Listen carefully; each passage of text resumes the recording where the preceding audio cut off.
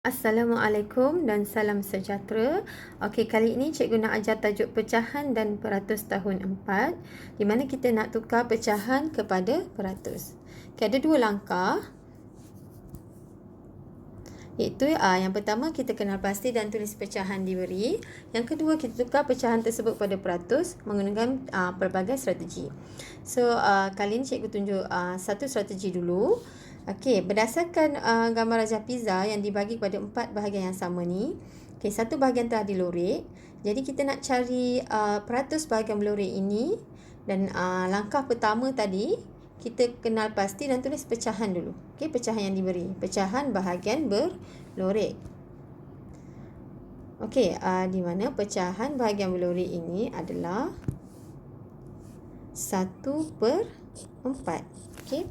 So, 1/4 ni kita dah kenal pasti, itu langkah pertama. Jadi, kita nak tukar kepada peratus. Okey, kita nak masuk pada langkah yang kedua. Okey, sebelum tu cikgu tunjukkan di sini. Peratus ni, simbol dia adalah ni.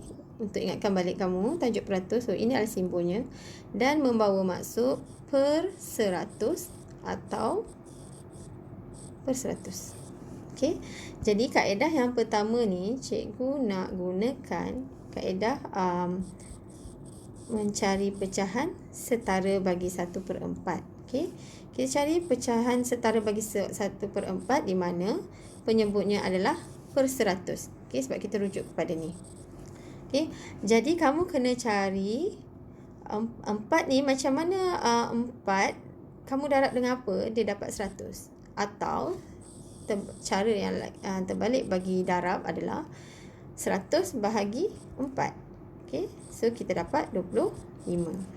Jadi untuk mencari pecahan setara, penyebut dan pengangka mesti didarab dengan nombor yang sama.